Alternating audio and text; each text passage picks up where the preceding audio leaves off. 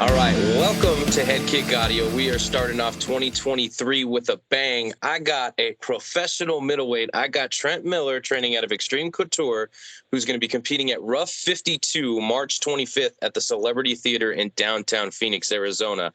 Opposite him will be Brooks Callahan. Now, look, Brooks is known over here in Arizona. He trains out of California in Blythe. This is your first fight with RUF. You got a first round knockout over Dennis over at Fusion Fight League. So I mean, we don't know too much about you over here. So I'd like to get well acquainted, especially if I'm going to be calling your fight. So how did you get started in MMA? Let's just start there. I gotcha. I mean, I've been training on and off for years, man. I mean, I love the sport MMA from when I watched it as a kid. Chuck Liddell was my favorite fighter growing up. You know, he was the man. Um, I was training on and off in high school. My main sport was football, but I wrestled in the off season. Like I did a little bit of Muay Thai and Jiu-Jitsu, just kind of dabbled in it at the time. Uh, after high school, after wrestling and football ended and stuff, I had a couple injuries that kept me from pursuing it in college, and took some time off, did some bodybuilding for a little bit, and then was like, I don't really like this. I need to get back into fighting. uh, Walked on and joined UNLV's wrestling team here in Las Vegas. They started a team up right before I was about to graduate, and did a couple seasons of that. So that was awesome. And then joined up at Extreme, and the rest is history. I went on a streak and won 6 amateur fights in a row, and then made that pro debut last month. Got the first round finish, man. I'm ready to keep that momentum going, see where I can take it. All right. So obviously Chuck Liddell is the fucking man. Okay. Oh yeah, You for sure. can't talk about MMA without talking about Chuck Liddell. So that's great. That's your main inspiration for getting into MMA? Yeah, I mean, there's plenty of like old legends back in the day that I watched that like I looked up to. Randy Couture being one of them. Ironic now I'm at his gym. Um, but yeah, like I loved watching those fights back then. I was like, man, those are the most badass guys on the planet right there. I want to be like that. Well, and now you're there over at Extreme Couture. Plenty of bodies to work with over there. Who do you get your rounds in with the most over there? There's a variety of amazing training partners over there. Who do I get the rounds in with the most? It's hard to say. There's a good variety. This last week, I had a couple rounds with Brad Tavares, and in the past, I've sparred with Francis Ngannou actually. Yeah, now that was pretty rough for sure. I'll be honest. I definitely think he was being a little nice, but you know. But when he was getting ready for the Gon fight and working his wrestling, I had a lot of rounds with him working wrestling and grappling and everything. That was really good work. Having his big self on top of me, trying to get him off. I'm like, if I can get him off me, I can get a middleweight off me. Yeah, especially since out of camp he walks around, 293. So, Oh, he's a I mean, monster. but that's pretty cool. So you probably helped contribute to his title defense against Gon, which is pretty badass. Oh, yeah, I'll take 0.01% credit, but Hey, credit is credit, man. Credit is credit. Okay, so you draw Brooks in his debut. You've already got the butterflies, the jitters, all that shit out of the way. He's making his first walk as a pro. So what does he do well that you got to keep an eye on? from the little bit of footage I've been able to watch, I definitely think his strength is probably on the feet, where I feel like my strength is more grappling, but I also feel comfortable on the feet. I'm not worried about him striking with like standing up and striking with him. I definitely think if we stand and trade, I'll still get the better of him, honestly. Um, I'm ready to get out there, man. I wish it was sooner. I wish it was this weekend. You're telling me. You're telling me. Okay, so but that's good. That's good. You see where your path to victory is, right? And fighters are supposed to take the path of least resistance, but it doesn't always happen that way, especially when you're in a crowd that's, screaming and, you know what I mean? You get that energy and you kind of want to put on a show for the fans. So what can they expect from you? I mean, they can expect me to come forward, get in his face. I definitely believe I provide entertaining fights, and I'm not afraid to take a punch to give one if I have to. And expect some high level wrestling along with the striking. Mixing up the martial arts because this is MMA. It's not boxing. It's not kickboxing. It's not jujitsu. So I'd like to think I'm very adept at mixing my striking and my grappling together as one. 100%, 100%. And obviously, this is only your second pro fight, but I find that fighters tend to, kind of like look ahead and, say, this is where I want to be. So what does that look like for you? Man, I mean, I try my best to just look at the fight in front of me, like look at the match I have in front of me and not think too far ahead. I have a tentative idea of, wanting to get a few more wins and try to get on Contender Series or try to get on the Ultimate Fighter TV show or something and maybe find that path to the UFC. I'm also open to even like Bellator or One or any of these other big organizations though. Like honestly, the where I feel like the money is and where I feel like I have the support from that organization as far as like pushing me in the right direction. 100%. Most organizations are not a one size fits all, right? Yeah, You know yeah. what I mean? So definitely you got to go where you feel comfortable. And you brought it up, so let's go ahead and talk about it. Your support team, what does that look like? What do you mean by that? My support team, like just my coaches. Yeah, yeah. Yeah, What is all that? gotcha. Well, lots of quality coaches over at Extreme Couture. I would say my head coaches are Roman Isbell and Dennis Davis over there. Those are the two guys I probably get the most work with. They're amazing coaches.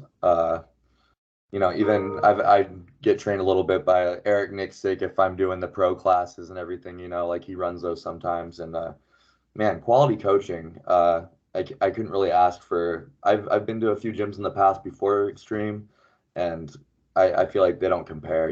Like Extreme's on another level. And then along with that, like outside of the gym, I have my wife that's always my number one supporter, and she's definitely helps me keep me on track and smacks the unhealthy food out of my hand when I want to binge.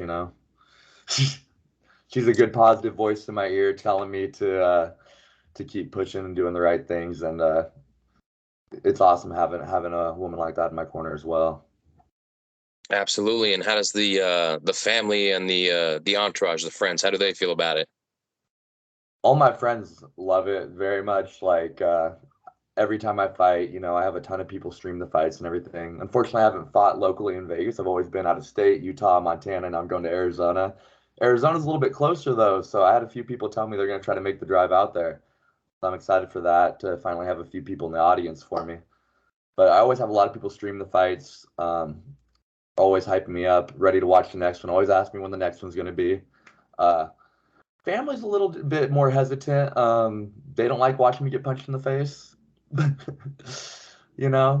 since I've been winning, it has been a little easier on them. I think it's a lot easier to watch me take a couple punches as long as I win. I agree. It takes us a little bit of sting out of it for sure. Definitely. Not for you, obviously. Getting punched in the Yeah, face yeah. kind of sucks. You know what I mean?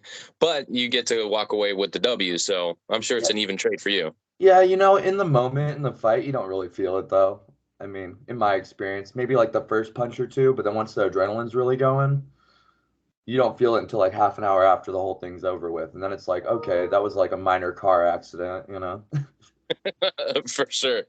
Yeah, I got hit by Joe Madrid. It was the first punch he threw. It was my second fight, and I mean, he hit me harder than I've ever been hit before in my life. And ironically, I couldn't believe that he hit me. Not because I have good head movement, but I forgot I was in a fight. Like he hit me and I'm like, oh my God, he just hit me. You know what I mean? So yeah, definitely getting punched in the face. You got to be not only ready for it, but you got to kind of expect it in this sport. Oh, definitely. Like if you can't take a punch to the face, you shouldn't be in this sport for sure. There's plenty of guys that are great at wrestling or jujitsu, but they get hit in the face and all that goes out the window. So you got to be good at those things, but also be able to have the toughness to keep pushing forward after you take some damage too. And that's what really separates, I feel like, the good fighters from the great fighters. 100%. And as far as like the type of, not like fighting style, but what kind of fighter are you for those that are going to witness you for the first time? I come from a background mainly of wrestling, but I wouldn't even describe myself as like a wrestler. Like I said, I think I'm a mixed martial artist. I mix everything together. I feel confident in my striking and my grappling. And I think what they can look forward to seeing is, again, high level, high pace. I'm not afraid of a brawl if I have to. And man, I'm excited. I'm excited just to get in there and put some pressure on him and try to break him if I can. Okay, so I want to backtrack a little bit because you said you wrestled, you played football, and that, Chuck Liddell and, all the legends, from our time, right? Uh, it kind of turns you on to fighting, but you had to have gotten in a couple scraps outside of a cage to know that, hey, you know what? I might be good at this. As a kid, I mean, I wrestled with friends and stuff all the time. Like that was always fun, just like trying to choke each other out or whatever. Boys will be boys, doing those things. And then, in elementary school, middle school, I got in a couple little like scraps, but nothing too major. And honestly, in high school, I bulked up so quick for football. Like I put on so much muscle so quick, I didn't really have a lot of people test me after that point. Okay. But I always enjoyed the sport. I always loved watching it, and I wanted to be that guy on the screen doing it rather than just sitting there watching it and drinking a beer at the bar. Yep. Guilty. I do that as well. But same, you know what I mean? I've lost my fair share of fights and won my fair share of fights in the street. So, it's kind of just a real way to gauge where you stand. You know what I mean? Is that important to you? I feel pretty confident knowing that if something happened out in public and I had to defend friends, family, or myself, I'd be able to. Uh, I also think training has given me the cool head I need to diffuse situations that could potentially be violent. Like I mean, I'm paid to fight now as a pro. Like I'm too expensive to be fighting for free on the streets. You know what I mean? Yes, 100%. I could not have said it better Not myself. trying to break my hand on someone's face. Yeah. Now, is that something, being a professional athlete, so getting paid to compete in a sport professionally, was that ever a dream? Man, that's been a dream for a long time. I mean, like I said, I played football most of my life. That was I started at the age of 6 years old doing like full contact tackle football. Did that all the way till the end of high school. Originally wanted to play college ball. Just had a couple injuries, and my high school team didn't do too well. Even though my stats were fine, my team was getting blown out every game, so it didn't make me look good. Even though I feel like if I was on a better overall team, it would have helped. But I think by having that aspect of like realizing the difference between a team and an individual sport, the contrast I had with wrestling and football, I realized like I'm more of a fan of the individual sport where I fully rely on myself. Like if I win, it's on me. If I lose, it's on me. And I like that aspect rather than having to have other people hold them accountable and rely on them when I can just rely on myself.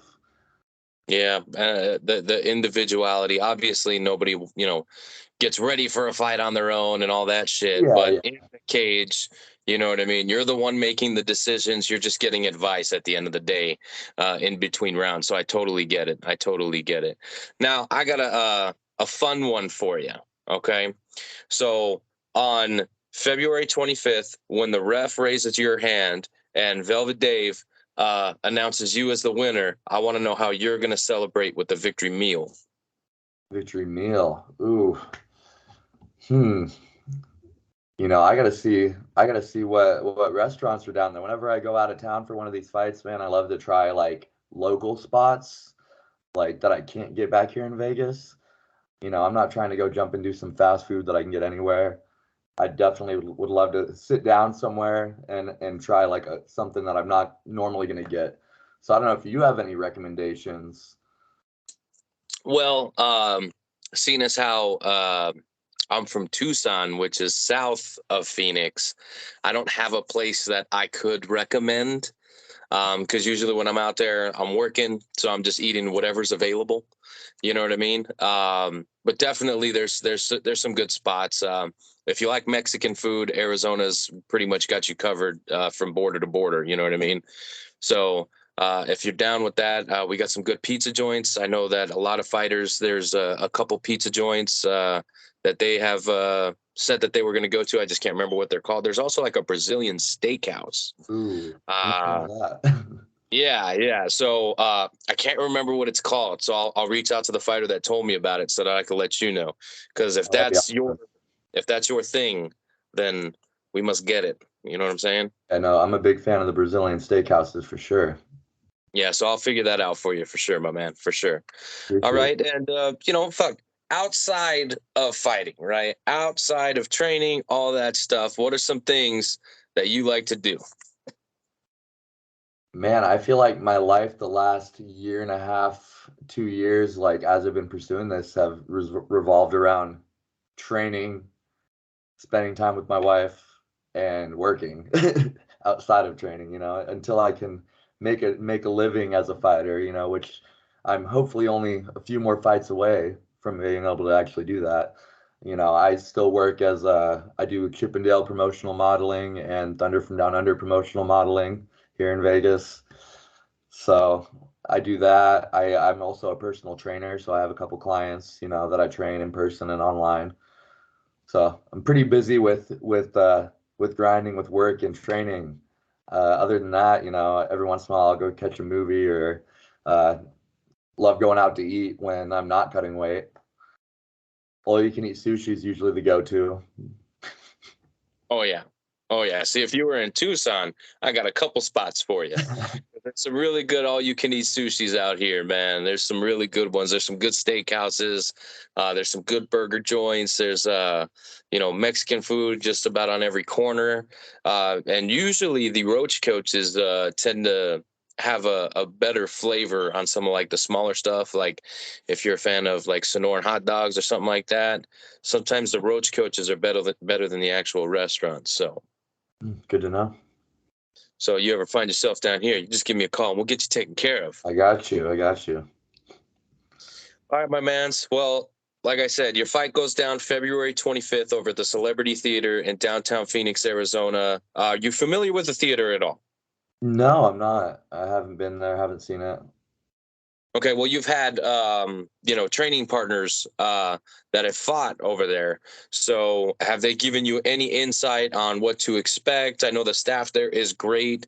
I don't know, if they've mentioned anything about the stage and the seating arrangement, all that kind of stuff. So you're kind of just walking in blind then. Yeah, yeah, actually.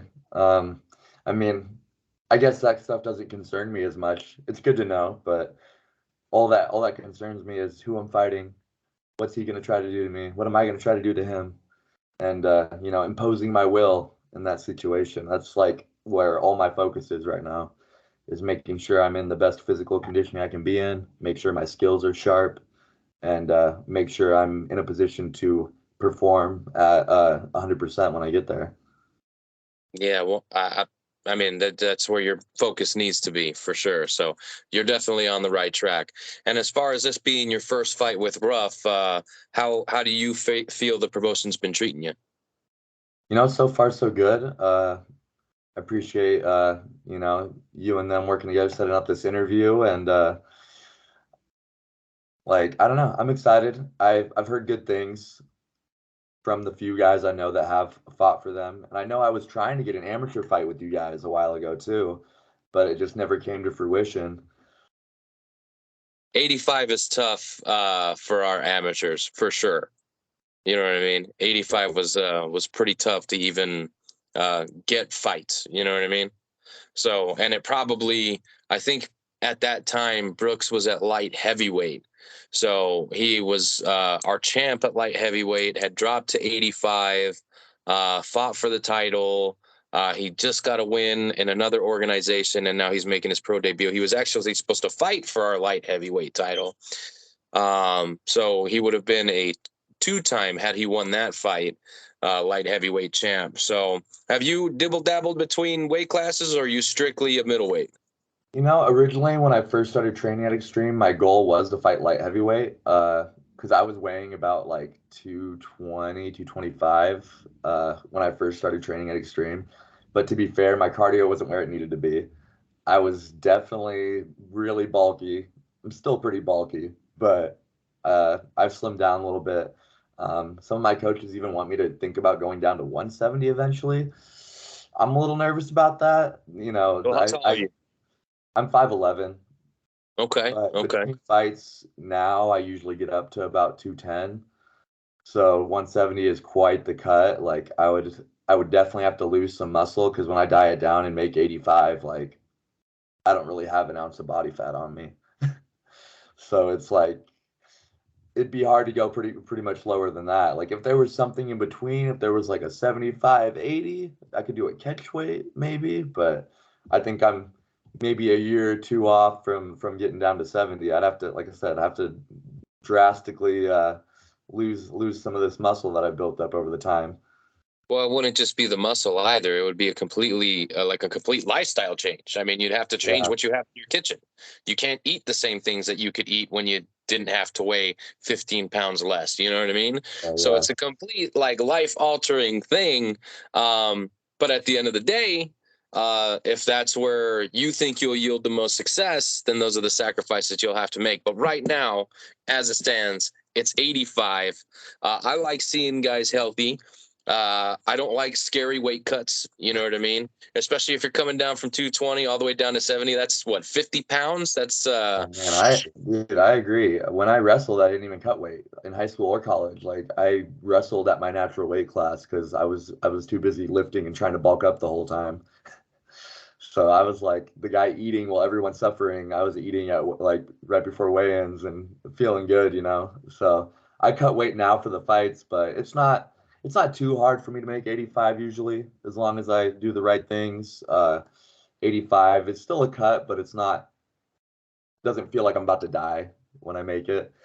And I like that. And I won all my amateur fights at 85. I'm undefeated so far as a pro at 85. So if it's not broke, I'm not gonna fix it. right there, right there. Awesome. Now, of course, before I let you go, I'd like to give you a chance to thank anybody you want: training partners, sponsors, coaches, friends, family, whatever. Go ahead, man. The floor is yours. Man, it would take forever to list off all the people I train with at my gym. So I'm just gonna say a big thank you to all my training partners at Extreme. Like you know who you are. My the guys I grapple with, the guys I spar with, the guys I just do cardio with, man. Like uh, I thank all my coaches: Roman Isbell, Dennis Davis, Justin James, Eric Nixick, Eddie Baracco. All those guys at Extreme are great coaches. They've all had a small part in helping me get to where I am today. And I thank my wife, Darcy. She's been, again, number one supporter. Been there since my first amateur fight and has been very encouraging the whole way through. Man, and I thank God for, helping on this path as well. Like I feel like there's got to be some divine intervention in there pushing me in the right direction as well. All right, you got any sponsors you'd like to plug? Yeah, I would say thank you to Contenders Clothing. Always hooking it up with the best t-shirts. Got to show that off right there. There you go. Shorts, everything like that. My fight shorts that I'll be wearing are from them as well.